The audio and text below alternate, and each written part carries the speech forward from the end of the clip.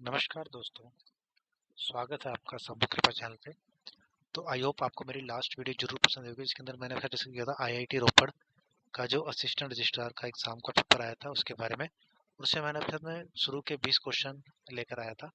तो चलिए आज उसके आगे हम 21 नंबर क्वेश्चन से स्टार्ट करेंगे। अगले 20 क्वेश्चन कौन कौन से आए थे, तो 20 तक हमारे हो गए थे। अगला 21 नंबर क्वेश्चन जो है वो है हमारा कि as per the rule the request for change in date of birth और if any by the government employee should be submitted within how many years after entry into the service। मान लो कोई सरकारी एम्प्लॉय जब भी कोई service join करता है, अगर उसने कोई भी डेट ऑफ बर्थ चेंज करानी है अपनी, तो वो सर्विस स्टार्ट होने के कितने दिनों के अंतर्गत को करवा सकता है। पहला ऑप्शन है 3 साल, दूसरा है 5 साल, तीसरा है 10 साल, चौथा है 15 साल।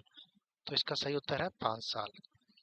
नेक्स्ट क्वेश्चन है in case an employee exits from the NPS before attaining the age of 60 years, how much percentage of accumulated pension wealth shall be mandatorily used to purchase an annuity। ये बोल रहा है अगर कोई employ है वो NPS scheme के अंतर्गत भर्ती होता है। एनपीएस मतलब न्यू पेंशन जो स्कीम है, लेकिन वो 60 साल की उम्र होने से पहले ही वो वहां से एग्जिट कर जाता है, तो वो कितना परसेंट जो है वो अपनी पेंशन का वो यूज करेगा किसी भी एन्युटी को परचेज करने के लिए। तो इसका ऑप्शन है, पहला है 5, दूसरा है 60, तीसरा 70, चौथा 80। तो the right answer is option number 4, that is 80%। Okay, next question है the half pay leave credit will be reduced at the rate of what percent for the period treated as dies on during the preceding half year। तो किस rate से reduce होगा ये? पहला option है 1/12, second है 1/18, third है 1/10 या फोर्थ है नन ऑफ द अबव। तो इसका सही उत्तर है 1/18। ओके, नेक्स्ट क्वेश्चन है 24th, a period can not be treated as dies non when the employee. उस पीरियड को डाइज नॉन नहीं कहलाएगा जब एम्प्लॉय क्या होगा। पहला is absent from the duty without permission, second is on extraordinary leave, third one is leave office while on duty without permission, and fourth is absconding from duty। तो इसका सही जो उत्तर होगा वो है जब वो किसी भी एक्स्ट्रा ऑर्डिनरी लीव में होगा तो वो डाइज नन नहीं कहलाई जाएगी। ओके, 25th क्वेश्चन है कि which of the following is false. इसमें से कौन सा गलत है। पहला ऑप्शन है the holiday can be fixed with joining time, the holidays can be fixed with joining time, joining time cannot be combined with casual leave, and the fourth is the unavailed portion of joining time cannot be credited to EL account। तो इसका सही उत्तर है fourth option, the unavailed portion of joining time cannot be credited to the earned leave account। 26 question है as per the house building advance rules while repaying the house building advance the principal repayment should not exceed। जो हम house building advance rule होता है हमारे पास में, जब भी उसमें हम रीपे करते हैं हाउस बिल्डिंग एडवांस, तो प्रिंसिपल रीपेमेंट है वो एक्सीड नहीं करना चाहिए। कितना? 60 मंथ्स, सेकंड है 200 मंथ, थर्ड है 180 मंथ्स, फोर है 150 मंथ्स। तो इसका सही उत्तर है 180 मंथ्स। ठीक है, that is 1.5 years. Okay, next question है an employ has availed half pay leave and reported for duty, later he submits an application to the office to convert the half pay leave to EL, he can be। मान लेते हैं कोई employee है वो पहले half pay leave लेता है, उसके बाद वो ज्वाइन कर लेता है, लेकिन वो सबमिट करता है एप्लीकेशन की उसकी जो हाफ पे को है उसको अर्न लीव में कन्वर्ट कर दी जाए।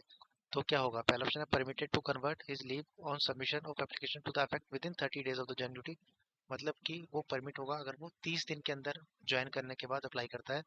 दूसरा है permitted to convert his leave within 7 days, अगर वो 7 दिन के अंदर बताता है ज्वाइनिंग करने के बाद, या फिर वंस लीव एक बार लीव अवेल हो जाए तो वो कन्वर्ट नहीं होती, या फिर नन ऑफ द अबव। तो इसका सही उत्तर है first option, that is permitted to convert his leave on submission of application to the effect within 30 days of the joining, मतलब 30 दिनों के अंदर ज्वाइनिंग करने के बाद वो इसके लिए एप्लीकेशन डाल सकता है। 28th क्वेश्चन है the leave not due can be granted to permanent employee on submission of medical certificate for a maximum period of. जो लीव नॉट ड्यू होती है वो दी जाती है परमानेंट एम्प्लॉय को अगर वो मेडिकल सर्टिफिकेट देता है कितने मैक्सिमम पीरियड कितने के लिए। पहला ऑप्शन है 360 दिन, दूसरा है 1 साल, तीसरा है 2 साल, चौथा है 180 दिन। तो इसका एक सही उत्तर है 180 दिन, यानी कि 6 मंथ। ठीक है, 6 महीने के लिए जो है वो मैक्सिमम पीरियड के लिए लीव नॉट ड्यू ले सकता है। अगला क्वेश्चन 29 कि which section of RTI act deal with the exemption from disclosure of information. पहला ऑप्शन है सेक्शन 8, सेकंड है सेक्शन 9, थर्ड है सेक्शन 11, फोर्थ है सेक्शन 12। तो exemption from disclosure of information आता है हमारा option number 1, that is section 8। Okay, section 9 जो है वो होता है बेसिकली हमारा अगर हमने कोई इन्फॉर्मेशन जो अफेक्ट कर रही है कॉपीराइट को। And third is section 11। Section 11 जो है हमारा वो है थर्ड पार्टी इन्फॉर्मेशन हमको चाहिए। And fourth is section 12, that is the constitution of central information commission, CIC से रिलेटेड है, ठीक है। 30 क्वेश्चन है कि as per RTI act 2005 the information seeker is not satisfied with the reply of first appellate authority, second appeal to the information commission has to be made within how many days of the receipt of the reply from the first appeal authority.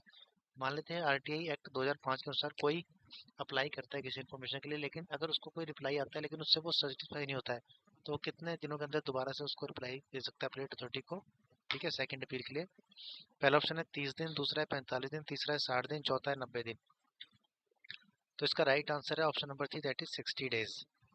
31 question है कि as per GFR 2017 while disposal of goods through advertised tender the bid security should ordinarily collected at the rate of GFR 2017 जो हमारे पास में general financial rule होते हैं 2017 के अनुसार जो डिस्पोजल ऑफ गुड्स होते हैं एडवर्टाइजमेंट के बाद, तो बिड सिक्योरिटी कितनी हम रखते हैं एट द रेट ऑफ, पहला ऑप्शन है 5%, सेकंड है 2%, थर्ड है 8% एंड फोर्थ इज 10%। तो सही आंसर है 2%।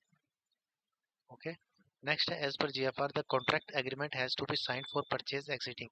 कॉन्ट्रैक्ट एग्रीमेंट जो होता है वो हम कितने रुपए के ऊपर से हम परचेज से हम जो है वो साइन करते हैं। पहला 2 लाख से ऊपर हो, दूसरा 10 लाख या उससे ऊपर हो, तीसरा 5 लाख या उससे, चौथा 25 लाख के ऊपर। तो कॉन्ट्रैक्ट एग्रीमेंट होता है हमारा अगर 10 लाख या उससे ऊपर का हो। अगला है 33 question, as per GFR 2017 with regard to outsourcing of non consulting services for estimated value of the work or service above rupees how much the ministry of development should issue advertise tender enquiry. Advertise tender enquiry आती है अगर हमारा 25 लाख से ऊपर है, 5 लाख से ऊपर है, थर्ड है 10 लाख से ऊपर है, फोर्थ है 2 लाख से। तो इसका सही उत्तर ऑप्शन नंबर 3, दैट इज अगर 10 लाख से ऊपर है तो, ठीक है।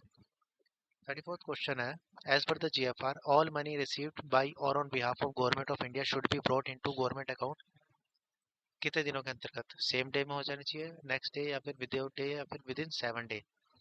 तो इसका सही उत्तर है option number 3, that is without delay, वो जो है वो गवर्नमेंट अकाउंट में आ जानी चाहिए।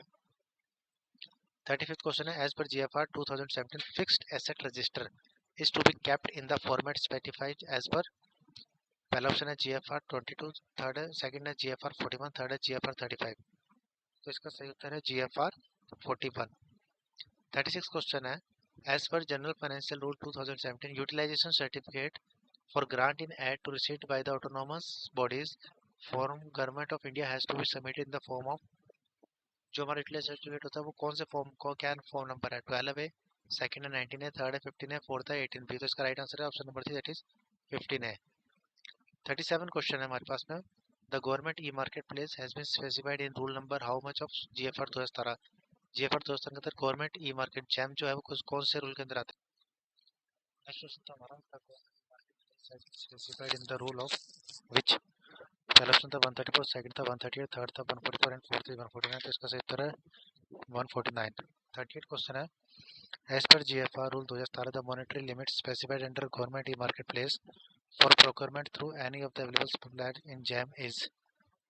तो इसका पहला ऑप्शन है 10,000, सेकंड है 50,000, थर्ड है 15,000, फोर्थ है 25,000। तो इसका सही उत्तर ऑप्शन नंबर 3 है 15,000। अगला क्वेश्चन है the standard deduction available to salaried employees for financial year as per income tax act is. तो इसका पहला ऑप्शन है 25,000, दूसरा 40,000, तीसरा 30,000, चौथा 50,000। तो राइट आंसर इज 40,000। ये फाइनेंशियल ईयर 19-20 का। और अभी जो 26-27 है इसमें इसका है 50%, 50,000 सॉरी 50,000 है, ठीक है, 50,000। अगला question the TDS at source tax deducted source is deducted at the rate of how much for the payment to professional architect for service rendered in the design of building is 2%, 20%, 10%, 30%। तो इसका सही उत्तर है हमारे पास में 10%। तो चलिए जल्दी नेक्स्ट वीडियो में आएंगे, तब तक के लिए धन्यवाद।